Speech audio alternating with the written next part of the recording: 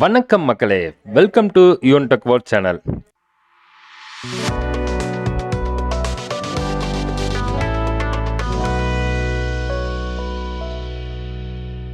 இன்னைக்கு நம்ம இந்த வீடியோவில் பார்க்கக்கூடிய ரொம்பவும் முக்கியமான இன்ஃபர்மேஷன் என்ன அப்படின்னு பார்த்தீங்கன்னா, தமிழகத்தில் கூட்டுறவு சங்கங்களால் நடத்தப்படும் நியாய விலைக் கடைகளில் கட்டுனர் மற்றும் விற்பனையாளர் காலி பணியிடங்கள் நிரப்புவது குறித்து ஏற்கனவே அறிவிச்சிருந்தாங்க. தற்பொழுது அதற்கு உண்டான இன்டர்வியூ நடந்து கொண்டிருக்கிறது. அந்த இன்டர்வியூ ஹால் டிக்கெட்டை எப்படி டவுன்லோடு பண்ணுவது, இன்டர்வியூ செல்லும்போது தேவையான ஆவணங்கள், அது இல்லாமல் என்னென்ன கேள்விகள் இதுவரை கேட்டிருக்கிறாங்க, எப்படி நீங்கள் உங்களையே தயார்படுத்தி கொள்ள வேண்டும் அப்படிங்கிற பற்றி நம்ம இந்த வீடியோவில் பார்க்குறோம். வீடியோவை ஸ்கிப் பண்ணாமல் கடைசி வரைக்கும் பாருங்கள். சேனலுக்கு ஃபஸ்ட் டைம் வந்திருக்கிறீங்க அப்படின்னா சேனலை மறக்காமல் சப்ஸ்கிரைப் பண்ணி பக்கத்தில் இருக்கிற பெல் ஐக்கான் அமைத்து ஆல் நோட்டிஃபிகேஷன் அமைத்த மறந்துடாதீங்க.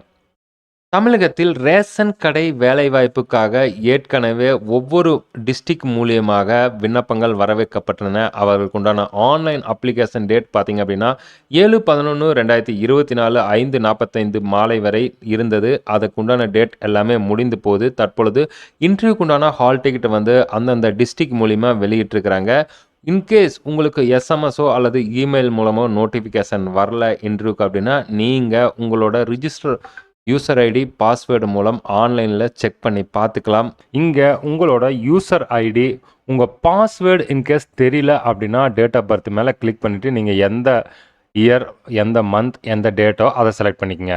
ரெண்டுமே செலக்ட் பண்ணிவிட்டு user ID, date of birth கொடுத்துட்டு சப்மிட் மேலே கிளிக் பண்ணிங்க அப்படின்னா உங்களுக்கு இந்த மாதிரி ஒரு ஹோம் பேஜ் ஓப்பன் ஆகிடும். டவுன்லோட் இன்டர்வியூ ஹால் டிக்கெட் மேலே கிளிக் பண்ணிங்க அப்படின்னா உங்களுக்கு பிடிஎஃப் டவுன்லோட் ஆகிவிடும். ஸோ இப்போ நம்மக்கிட்ட இந்த பிடிஎஃப் ஓப்பன் ஆகிடுச்சு. இந்த பிடிஎஃப் ஓப்பன் பண்ணிட்டு நம்மளுக்கு எந்த டேட்டு, எந்த நேர்காணல் குழு, இன்டர்வியூ போர்டு எல்லாமே இங்கே கொடுத்துருக்குறாங்க. ஸோ நேர்முக தேர்வு மையம் அண்ட் டேட்டு, டைமு என்னன்னு கொடுத்துட்டாங்க. ஸோ இந்த டேட் அண்ட் டைமுக்கு முன்னாடி நீங்கள் அங்கே இருக்கணும். 8:30 கொடுத்துருக்குறாங்கன்னா so you should be reach 8 o'clock. நீங்கள் ஒரு அரை மணி நேரம் முன்னாடி அங்கே ரீச் ஆகிறது ரொம்ப நல்லது. அடுத்தது பார்த்தீங்க அப்படின்னா, நேர்முக தேர்வுக்கு செல்பவர்கள் எங்கு செல்ல வேண்டும், அதுக்குண்டான தேதி நேரம் என்ன அப்படின்னு கேட்டுக்கிறாங்க. அதாவது நேர்முக தேர்வு எந்த மாவட்டத்தில் நீங்கள் அப்ளை பண்ணீங்களோ அந்த மாவட்டத்தில் உள்ள ஆட்சேர்ப்பு நிலையத்தால் மட்டுமே நடத்தப்படும். உங்களுடைய இன்டர்வியூ ஹால் டிக்கெட்டில் நீங்கள் நேர்முக தேர்வுக்கு எப்போது செல்ல வேண்டும் அதுக்குண்டான நேரம், தேதி கட்டாயம் கொடுத்துருப்பாங்க. அது இல்லாமல் அந்த இன்டர்வியூ நடக்கக்கூடிய இடத்தினுடைய பெயரும் அட்ரஸும் கொடுத்துருப்பாங்க. அந்த தேதியில் கட்டாயம் நீங்கள் செல்ல வேண்டும். ஒருவேளை உங்களுக்கு நேர்முக தேர்வு தொடர்பான விவரங்கள் இமெயில், குறுஞ்செய்தி மூலம் வரவில்லை என்றால் நீங்கள் ஆன்லைனில் டைரெக்டாக டவுன்லோடு பண்ணிக்கலாம். அதே போல் இன்டர்வியூக்கு நடைபெறும் இடம், நாள், நேரம் ஆகிய விவரங்கள் அடங்கிய நேர்முக தேர்வுக்கான அழைப்பு கடிதத்தை விண்ணப்பதாரர்கள் கட்டாயம் தேர்வில் கலந்து செல்லும்போது எடுத்து செல்ல வேண்டும். கடிதத்துடன் வராத விண்ணப்பதாரர்கள் நேர்முக தேர்வில் கலந்து கொள்ள முடியாது என்று ஏற்கனவே அறிவிச்சிருக்கிறாங்க. அதேபோல் நிர்ணயிக்கப்பட்ட கல்வி தகுதியில் பெற்ற மதிப்பெண்கள், அதாவது வெயிட்டேஜ் ஆஃப் அகாடமிக் மார்க்லேருந்து 50%, நேர்முக தேர்வில் அளிக்கப்பட்ட சராசரி மதிப்பெண்கள் வந்து 50% எடுத்து 50:50 விகிதத்தில் தான் இன்டர்வியூலேருந்து உங்களுக்கு மதிப்பெண்கள் வழங்குவார்கள் என்றும் சொல்லிக்கிறாங்க. அதே மாதிரி நேர்முக தேர்வு குறிப்பிட்ட நாள் மற்றும் நேரத்தில் விண்ணப்பதாரர்கள் கலந்து கொள்ள முடியவில்லை என்றால் அவர்கள் எக்காரணம் கொண்டும் அவர்கள் எந்த உரிமையும் கோர இயலாது என்றும் ஏற்கனவே அறிவிச்சிருக்கிறாங்க. நேர்முக தேர்வுக்கு பார்த்தீங்க அப்படின்னா குறிப்பிட்ட நாள் மற்றும் நேரத்தில் விண்ணப்பதாரர்கள் அவர்களுடைய அனைத்து அசல் மற்றும் நகல் காப்பியுடன் தவறாமல் கலந்து கொள்ள வேண்டும். அதனுடன் அவர்களுடைய இன்டர்வியூ ஹால் டிக்கெட்டையும் எடுத்து செல்ல வேண்டும். இன்கேஸ் நீங்கள் அந்த குறிப்பிட்ட நாள் மற்றும் நேரத்தில் வருகை புரியாத விண்ணப்பதாக இருந்தால் நீங்கள் எந்த நிலைமையிலும் இது தொடர்பாக எந்த உரிமையும் கோர இயலாது. நேர்முக தேர்வில் கலந்து கொள்ள பயணப்படி ஏதும் வழங்கப்பட மாட்டாதுன்னு சொல்லிக்கிறாங்க. அதே போல் உங்களோட ஆதார் கார்டு, பேன் கார்டு, உங்களுடைய இருப்பிடச் சான்றிதழ் இவை அனைத்தும் எடுத்து செல்வது மிகவும் உத்தமம். இப்போ பார்த்தீங்க அப்படின்னா ஒரு சில கொஸ்டின் எல்லாமே வந்து இன்டர்வியூவில் கேட்டிருக்கிறாங்க. அது என்ன அப்படின்னு பார்த்துக்கலாம். அதுக்கு முன்னாடி நீங்கள் எந்த மாவட்டத்தில் இருக்கிறீங்களோ அந்த மாவட்டத்தினுடைய ஃபுல் டீட்டெயில்ஸை தெரிஞ்சு வச்சுக்கோங்க. ஜென்ரல் நாலேஜும் தெரிஞ்சு வச்சுக்கோங்க. ஏன்னா அது சிறந்தும் சில கேள்விகள் கேட்கிறார்கள். அதே போல் தமிழ்நாட்டை பற்றின முக்கியமான விளையாட்டுகள் எது, பறவைகள் எது, தேசிய விளையாட்டு எது, இது எல்லாமே வந்து கேட்குறாங்க. நீங்க என்ன டிகிரி முடிச்சிருக்கிறீங்களோ, அந்த டிகிரியோட பேக்ரவுண்ட் நாலேட்ஜ் கொஞ்சம் வச்சுக்கங்க. ஃபார் எக்ஸாம்பிள் கம்ப்யூட்டர் சயின்ஸ் முடிச்சிருந்தீங்க அப்படின்னா, பயாஸ் அப்படின்னா என்னன்னு கேட்குறாங்க. Basic input output system. ரேம்னா என்னன்னு கேட்குறாங்க. Random access memory. ரோம்னா என்னன்னு கேட்குறாங்க. Read only memory. இந்த மாரி கம்ப்யூட்டர் சம்மந்தமான சில கேள்விகள் கேட்குறாங்க. அக்கவுண்ட்ஸ் படிச்சிருந்துக்கிறீங்க அப்படின்னா, அக்கவுண்ட்ஸ் பேக்ரவுண்ட்லேருந்தும் சில கேள்விகள் கேட்குறாங்க. காமர்ஸ் படிச்சிருந்தாங்கன்னா, காமர்ஸ் படிச்ச பேக்ரவுண்ட பத்தியும் கேள்விகள் கேட்குறாங்க. இது எல்லாமே நம்மளுக்கு இன்பாக்ஸ்ல வந்த மெசேஜ் மூலமா நான் உங்களுக்கு சொல்றேன். ஸோ இதுவரை கேட்கப்பட்ட கேள்விகளும், கடைசியா கேட்ட கேள்விகள் என்ன அப்படிங்கிறத இப்ப நம்ம பார்க்கலாம். தமிழ்நாட்டின் மாநில விளையாட்டு எது அப்படின்னு கேட்குறாங்க. கபடி. அதேபோல் தமிழ்நாட்டின் மாநில பறவை வந்து பார்த்தீங்க அப்படின்னா, மரகத புறா.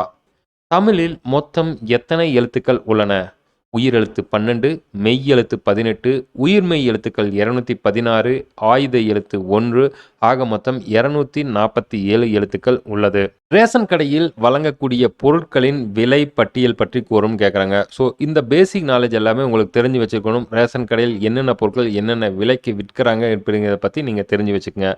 தகவல் அறியும் உரிமைச் சட்டம், அதாவது right to information act RTI எப்போது நடைமுறையில் உள்ளது அப்படின்னு பார்த்தீங்கன்னா 2005 முதல் நடைமுறையில் உள்ளது. உங்கள் ஊர் எம்எல்ஏவின் பெயர் என்ன? உங்கள் ஊர் எம்பியின் பெயர் என்ன? உங்கள் மாவட்டத்தில் எத்தனை தாலுக்கா உள்ளது? உங்கள் மாவட்டத்தின் சிறப்பு என்ன? இந்த மாதிரி டீட்டெயில்ஸ் எல்லாமே கொஞ்சம் பேசிக்காக ஜென்ரலாக கேட்குறாங்க. இதுவும் தெரிஞ்சு வச்சுக்கோங்க. தமிழகத்தின் கூட்டுறவுத்துறை அமைச்சரின் பெயர் என்ன? திரு கே.ஆர். பெரிய கருப்பன். யார் பெயர் சொல்கிறீங்க அப்படின்னா, அவங்க பேருக்கு முன்னாடி திரு அல்லது திருமதி அல்லது ஸ்ரீ இதெல்லாமே வந்து சேர்த்து சொல்லுங்கள். வெறும் பேர் மட்டும் சொல்லாதீங்க. ரேஷன் கடையில் தரும் பாமாயில் எண்ணெய் அளவு எவ்வளவு மற்றும் அதன் விலை எவ்வளவு? 1 லிட்டர் தான் கொடுக்குறாங்க. 1 லிட்டரோட விலை வந்து பார்த்தீங்க அப்படின்னா ரூ. 25. இது எங்கிருந்து இறக்குமதி செய்கிறாங்க அப்படின்னு பார்த்தீங்கன்னா, இந்தோனேசியாவிலிருந்து தற்பொழுது பாமாயில் இறக்குமதி செய்யப்பட்டு வருகிறது. தமிழகத்தில் உள்ள மொத்த ரேஷன் கடையின் எண்ணிக்கை எவ்வளவு? தற்பொழுது பார்த்தீங்க அப்படின்னா 34,796 நியாய விலைக் கடைகள் இயங்கிக் கொண்டிருக்கிறது தமிழகத்தில். அத்தியாவசிய பொருட்கள் யாராச்சும் கடத்துறாங்க, பதுக்குறாங்க அப்படின்னா அது தொடர்பான புகார்கள் அளிக்க 1800 599 5950 அல்லது 9677736557 இந்த எண்ணுக்கு தான் வந்து தொடர்பு கொண்டு அத்தியாவசிய பொருட்கள் கடத்தல் அல்லது பதுக்கல் தொடர்பான புகார்களை அளிக்க வேண்டும். தமிழகத்தில் உள்ள மொத்த மாவட்டங்கள் எண்ணிக்கை எவ்வளவு? நிறைய பேர் கேட்குறாங்க, தமிழ்நாட்டில் 39 மாவட்டம் இருக்குது. இல்லை, தமிழ்நாட்டில் இது வரைக்கும் 38 மாவட்டங்கள் தான் இருக்குது. ஆனால் டிஎன்பிடிஎஸ் படி மொத்த மாவட்டத்தின் எண்ணிக்கை 39ன்னு கொடுத்துருக்குறாங்க.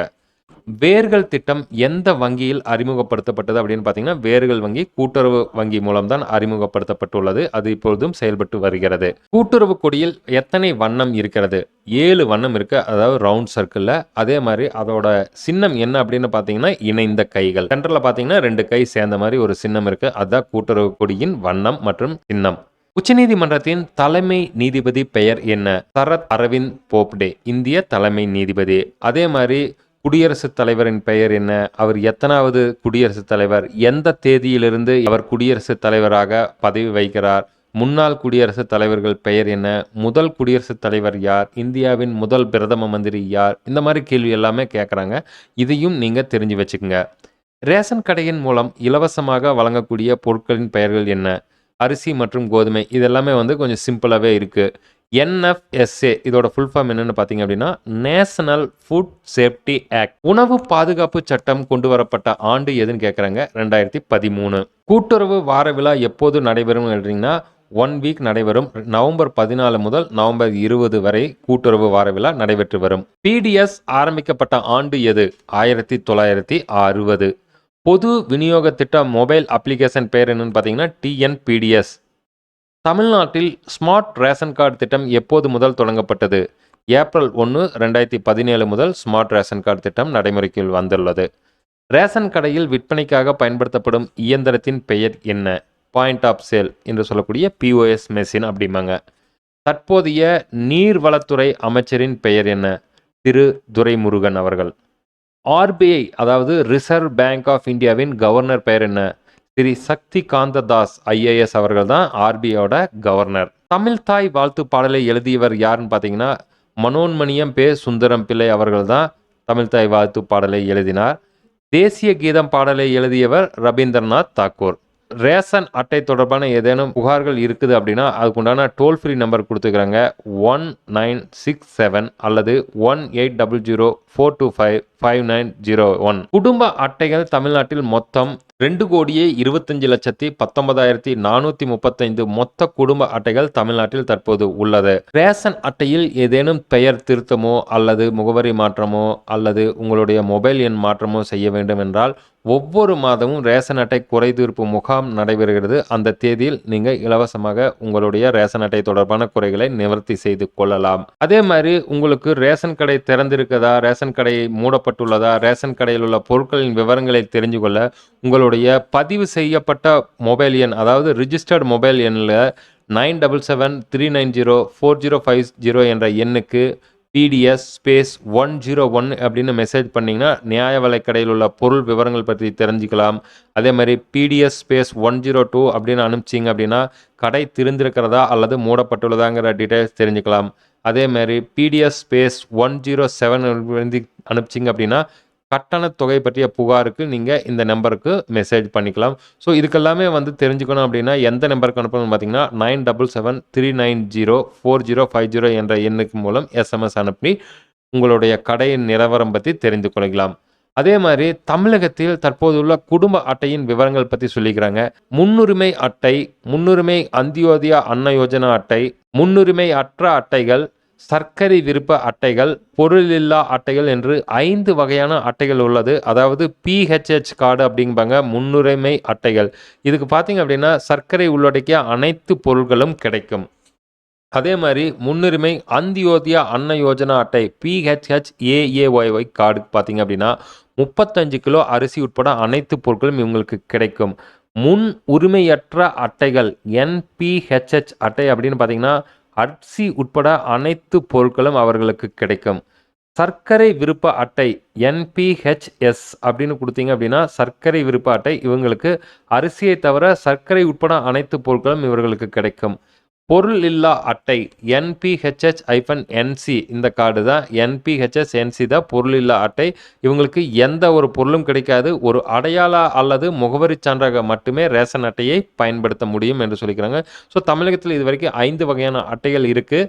PHH, PHHAAY, NPHH, NPHHS, NPHHNC இந்த மாதிரி 5 வகையான அட்டைகள் இருக்குது. ஸோ இதுக்குண்டான பொருட்கள் என்ன அப்படிங்கிறது நம்ம பார்த்துட்டோம். அதே மாதிரி தமிழகத்தில் இது வரைக்கும் பார்த்திங்க அப்படின்னா TNPDS மூலமாக 39 மாவட்டங்கள் இருக்குது, 318 வட்டங்கள் இருக்குது, 257 கிடங்குகள் இருக்குது, மொத்தமாக 34,796 நியாய விலைக்கடைகள் இருக்குது, 289 மண்ணெண்ணெய் பங்குகள் இருக்குது. மொத்த இடங்கள் பார்த்தீங்க அப்படின்னா 35,085 மொத்த இடங்கள் இருக்கிறது. அதே மாதிரி குடும்ப அட்டைகள் விவரங்கள் பற்றி இங்கே கொடுத்துருக்குறாங்க. 2,25,19,435 குடும்ப அட்டைகள் இருக்குது. பயனாளிகளோட விவரங்கள் கொடுத்துக்கிறாங்க. ஆதார் பதிவு செய்தவர்கள் கொடுத்துக்கிறாங்க. மொபைல் மூலம் பதிவுகள் பண்ணவங்க இத்தனை பேர் இருக்கிறாங்க. ஸோ இந்த டீட்டெயில்ஸ் எல்லாமே ஒரு பேசிக் நாலேஜ் தான். இதிலிருந்து தான் கேட்கப்படும் என்று எந்த நிர்பந்தமும் கிடையாது. அதாவது இன்டர்வியூவில் இருக்கிறவர்கள் அவர்கள் எப்படி வேணாலும் கேள்விகள் கேட்கலாம். இது ஒரு ஜஸ்ட் ஒரு கிளான்ஸ் இன்ஃபர்மேஷன் தான், இந்த மாதிரி கேட்கலாம் அப்படிங்கிறதுக்காக இதை நம்பி மட்டும் நீங்கள் செல்ல வேண்டாம். உங்களுக்கு தெளிவாக ஜெனரல் நாலேஜ், உங்களுடைய படிப்பு சம்பந்தமாக, உங்களுடைய மாவட்டம் சம்பந்தமாக, ரேஷன் கடை சம்பந்தமாக அனைத்து விவரங்களையும் தெரிந்து வைத்துக் கொள்ளுங்கள். இவ்வளவுதான் நண்பா இந்த வீடியோவில் பார்த்தா ரொம்பவும் முக்கியமான இன்ஃபர்மேஷன். தற்பொழுது ரேஷன் கடை இன்டர்வியூ நடந்து கொண்டிருக்கிறது. அந்த இன்டர்வியூவில் கேட்கப்பட்ட கேள்விகள் என்ன, ஹால் டிக்கெட், இன்டர்வியூ ஹால் டிக்கெட்டை எங்கிருந்து டவுன்லோடு பண்ண வேண்டும், தேவையான ஆவணங்கள் என்னென்ன எடுத்து செல்ல வேண்டும் அப்படி பார்த்தோம். ஏதாவது சந்தேகம் இருப்பின் நம்ம கமெண்ட் பாக்ஸில் மெசேஜ் பண்ணுங்கள். சேனலுக்கு ஃபஸ்ட் டைம் வந்தீங்கன்னா சேனலை மறக்காமல் சப்ஸ்கிரைப் பண்ணி பக்கத்தில் இருக்கிற பெல் ஐக்கன் அமைத்து ஆல் நோட்டிஃபிகேஷன் அமைத்த மறந்துடாதீங்க. வீடியோவை நிறைய நண்பர்களுக்கும் ஷேர் பண்ணுங்கள்.